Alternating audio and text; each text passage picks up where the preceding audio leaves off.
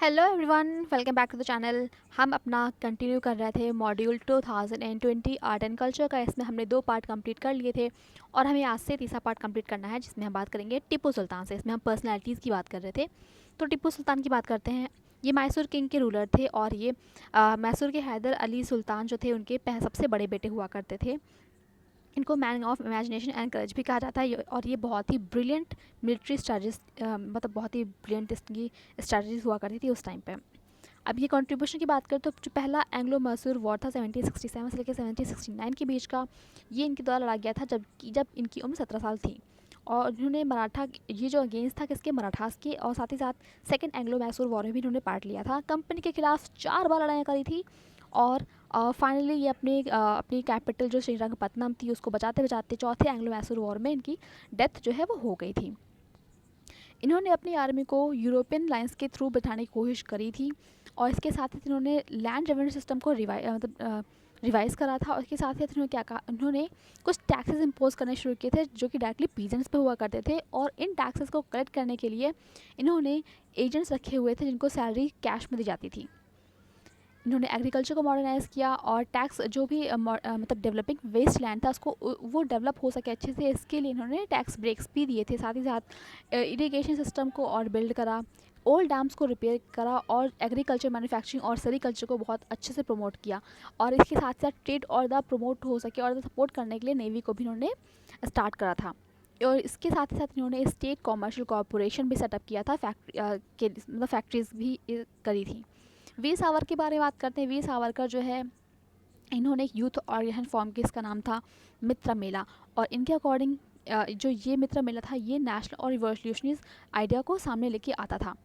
ये अगेंस्ट थे foreign goods और चाहते थे कि हम स्वदेशी चीज़ों पे भाई भरोसा करें, उनको यूज़ करना शुरू करें। और इसके साथ ही साथ इनकी एक ये डिसअप्रूव करते थे, जो ऑर्थोडॉक्स हिंदू बिलीफ्स थे उनसे बहुत ज़्यादा डिसअग्री करते थे। और साथ ही साथ ये इस बात से भी मना करते थे कि भाई हमें जो ये काऊ वर्शिपिंग है और जो काऊ वर्शिपिंग है इसको नहीं करना चाहिए, क्योंकि इनके हिसाब से ये सिर्फ और सिर्फ एक सुपरस्टिशियस हुआ करती थी चीज़ें। इनकी बुक है the Indian war of independence 1857, जिसको सावरकर जी ने लिखा था। 1857 की इम्यूनिटी में जो गोरिल्ला वॉर होता है इसके बारे में इसे मेंशन किया गया है और इस बुक को ब्रिटिशर्स ने बैन कर दिया था। लेकिन मैडम बीका जी कैंपा ने इस बुक को पब्लिश किया नीदरलैंड, जर्मनी और फ्रांस में। इनको अरेस्ट भी कर लिया गया 1909 में, चूँकि इनको इन पे ऐसे मतलब ऐसी चीज़ें हुई कि इनको कहा गया कि इन्होंने मॉडले मिंटो रिफॉर्म के अगेंस्ट में कुछ आर्म रिवोल्ट करे हैं, इससे इनको अरेस्ट कर लिया गया था। इन्होंने रत्नागिरी में अनटचबिलिटी को ख़त्म करने के लिए काफ़ी सारा काम किया है। भीमराव अम्बेडकर जी ने इनको लॉर्ड बुद्धा के इनके काम को लॉर्ड बुद्धा के काम से कंपेयर भी किया है। और इसके साथ ही साथ इन्होंने टू नेशन थ्योरी, जो कि इनकी बुक है, हिंदुत्व के बारे में बात करी गई है। इनका कहना है कि हिंदू और मुस्लिम दो अलग अलग नेशन है भाई। अब इसके साथ ही साथ इन्होंने कहा कि देखो इनकी एक विश थी भाई, देखो हमें अब समाधि लेनी है और इसके लिए इन्होंने हंगर स्ट्राइक शुरू कर दी। इनका ऐसा मानना था कि इस दुनिया में आने का इनका उद्देश्य जो है पूरा हो चुका है, हमारा भारत हो चुका है आज़ाद, तो इनका जो एक लाइफ गोल था वो पूरा हो चुका है, इसलिए इन्होंने समाधि लेने की अपनी इच्छा प्रस्तुत की थी। 2002 में पोर्ट ब्लेयर एयरपोर्ट जो है अंडमान निकोबार का, उसका नाम चेंज करके इनके नाम पे कर दिया गया वीर सावरकर इंटरनेशनल एयरपोर्ट। इन्होंने फाउंड किया था अभिनव भारत सोसाइटी को और इसके साथ ही साथ ये स्वदेशी मूवमेंट में भी इन्वॉल्व हुए थे, लेकिन बाद में इन्होंने स्वराज पार्टी को ज्वाइन कर लिया था। इन्होंने फ्रीडम इंडिया सोसाइटी को भी फाउंड किया था और इसके साथ ही साथ ये हिंदू महासभा के भी प्रेसिडेंट हुआ करते थे। नेक्स्ट बात करते हैं फिरोज शाह तुगलक की। जो फिरोज शाह तुगलक, मतलब जो फिरोज शाह कोटा स्टेडियम है, उसका नाम अब बदल के अरुण जेटली स्टेडियम रखा जा रहा है, जो कि हमारे प्राइम मिनिस्टर हुआ करते थे। अब बात करते हैं ये तुगलक जी के बारे में। तो ये थर्ड रूलर थे तुगलक डायनेस्टी की। इन्होंने जजिया को इम्पोज करना स्टार्ट किया था और इसके साथ ही साथ इन्होंने एक principle of inheritance to the armed forces लेके आए थे। इसमें होता क्या था भाई, एक सैनिक जो है वो एक एज के बाद अपने बच्चों को सैनिक मतलब उस फील्ड में भेज के खुद आराम से घर में बैठ के रेस्ट कर सकता है। और इसमें होता था क्या था, इनको रियल मनी नहीं दी जाती थी, मतलब पैसे नहीं इनको मिलते थे, लेकिन बदले में इनको पूरा पूरा लैंड दे दिया जाता था। और इसके साथ ही साथ इन्हें फादर ऑफ इरिगेशन डिपार्टमेंट भी कहा जाता है। इनके कुछ कॉन्ट्रीब्यूशन हैं, जैसे दीवाने खैरात, मतलब ऑफिस ऑफ चैरिटी, दीवाने बंदागान, इस मतलब डिपार्टमेंट ऑफ स्लेव, और सराइस मतलब रेस्ट हाउस, जिससे कि बेनिफिट हो सके ट्रैवलर्स और मर्चेंट्स को। इक्तादारी फ्रेमवर्क, इन्होंने 4 नए टाउन्स को भी स्टेब्लिश किया था, फिरोज़ाबाद, फतेहाबाद और जौनपुर और हिसार।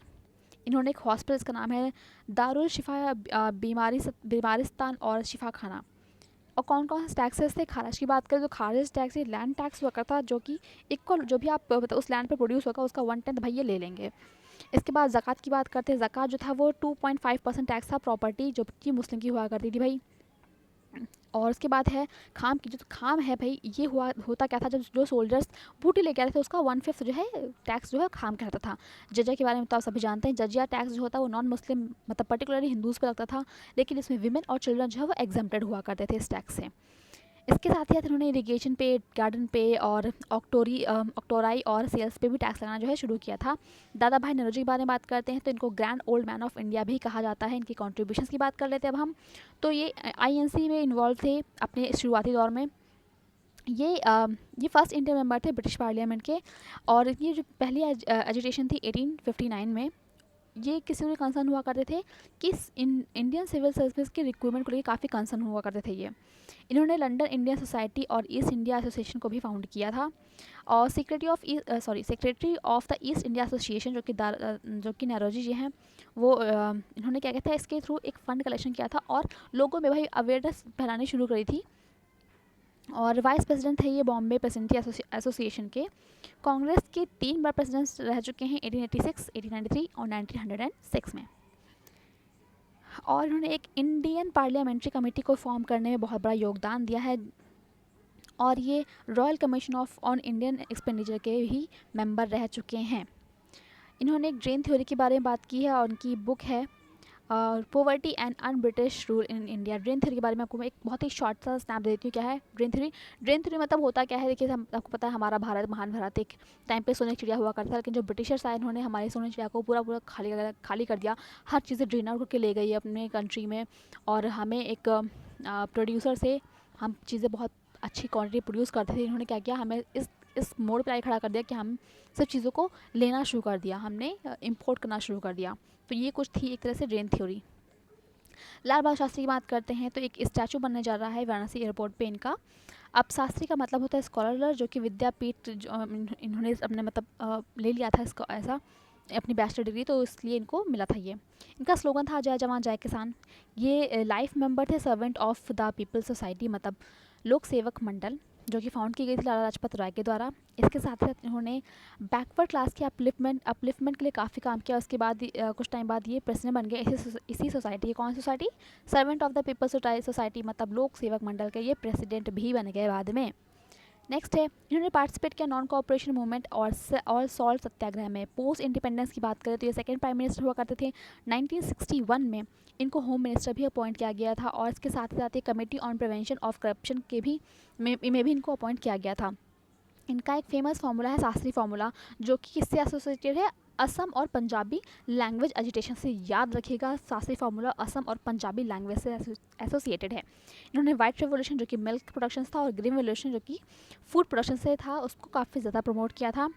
1964 में इन्होंने एक एग्रीमेंट साइन किया श्रीलंका के साथ, जिसमें कि ये हुआ कि चूँकि को पता है श्रीलंका और इंडिया के ये जो इंडियन तमिल है इनके बीच में थोड़ा सा इशू चलता रहता है, तो वहाँ के सिलोन में जो इंडियन तमिल्स थे उनके स्टेटस को लेकर काफ़ी कंसर्न थे, इसलिए इन्होंने ये एक ट्रीटी जो एग्रीमेंट था वो साइन किया था। ट्रीटी एग्रीमेंट था, एग्रीमेंट साइन किया था। इसको नाम दिया गया श्रीमावो शास्त्री पैक्ट। इनको भारत रत्न भी दिया गया इनकी डेथ के बाद 1966 में। ताशकेंट डिक्लेरेशन आपको सबको पता है भाई, ताशकेंट डिक्लेरेशन पाकिस्तान के साथ हुआ था। नेक्स्ट बात करते हैं 1965 के वॉर के बाद हुआ था वैसे ये डिक्लेरेशन। ईश्वर चंद्र विद्यासागर के बारे में बात करते हैं। इनको मतलब हालांकि ऐसा माना जाता है कि पहले इंडियन रिफॉर्मर थे जिन्होंने विमेन इशू को उजागर किया था। ये एक पॉलीमैथ है जिनका माना था कि मॉडर्न बंगाली अल्फ़ाबेट को इन्होंने रिकन्स्ट्रक्ट किया था, और इन्होंने पाथ ब्रेकिंग रिफॉर्म भी लेके आए थे अपर कास्ट हिंदू सोसाइटी में। इन्होंने Sanskrit grammar, literature, Vedanta, philosophy, logic, astronomy, Hindu law और ऐसे बहुत सी चीज़ें पढ़ाई करी हैं और संस्कृत कॉलेज कलकत्ता में, और इसीलिए इनको टाइटल भी मिला है विद्यासागर, मतलब ओशन ऑफ लर्निंग। सिर्फ और सिर्फ 21 साल की उम्र में, सोचिए जरा कितना इन्होंने पढ़ाई की थी। और इन्होंने प्राइवेटली इन्होंने क्या किया था, इन्होंने इंग्लिश, लिटरेचर और फिलॉसफी की भी पढ़ाई की गई थी, और अपॉइंट किए गए थे प्रिंसिपल ऑफ संस्कृत कॉलेज के। रिफॉर्म क्या किए गए इनके द्वारा? इन्होंने चाइल्ड मैरिज जो प्रैक्टिस थी उसको ख़त्म करने की कोशिश करी, और विडो रीमैरिज को भी इनिशिएट कराया था।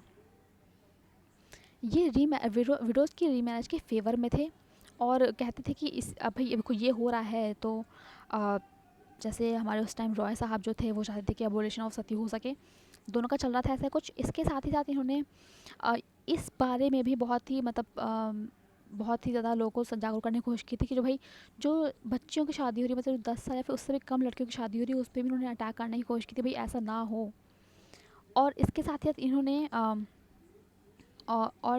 इन्होंने एक स्मृति लिटरेचर निकाला जिसमें कहा गया है कि रीमैरी कर सकते हैं, और प्रोहिबिशन मतलब ऐसा कोई प्रोहिबिशन नहीं होना चाहिए कि विडोज़ रीमैरिज नहीं कर सकती हैं। इन्होंने एक कैंपेन लगाया पॉलीगैमी के अगेंस्ट में, और इन्हीं के चलते हिंदू विडोज़ रीमैरिज एक्ट भी निकल के सामने आया, जिसको जो पास किया गया था 1856 में। पेरियार ईवी रामासामी के बारे में बात करते हैं। इनको सेल्फ रिस्पेक्ट मूवमेंट के लिए बहुत ज़्यादा तरह से याद किया जाता है। ये पॉलिटिकल पार्टी द्राविदर खाजखाम के उन्होंने लॉन्च किया था। ये एसोसिएट थे जस्टिस पार्टी और सेल्फ रिस्पेक्ट मूवमेंट से। पेरियार का नाम फेमस तब हुआ जब तमिल रीजन में जब वाइकॉम सत्याग्रह चल रहा था 1924 का, और ये इसलिए चल रहा था क्योंकि लोअर कास्ट पर्सन हुआ करते थे, उनको ये राइट नहीं था भाई कि आप वाइकॉम टेम्पल जो है उसके सामने से आप निकल सको। इनका फोकस था सोशल कल्चर और जेंडर इन इक्वलिटीज़ के बारे में, और इनकी रिफॉर्म का एजेंडा भी यही था कि भाई आप बताओ कि मैटर ऑफ फेथ क्या है, जेंडर क्या, ट्रेडिशन क्या है। अब नेक्स्ट बात करते हैं अवार्ड्स एंड इंस्टीट्यूशन की। इसके पहले इसको शुरू करने से पहले इसको हम ये प्यार ख़त्म करते हैं। Thank you so much. कोई भी गलती हो प्लीज़ मुझे बताएं, आई लव टू हियर, और प्लीज़ बने रहिए मेरे साथ, मुझे अच्छा लगेगा। Thank you.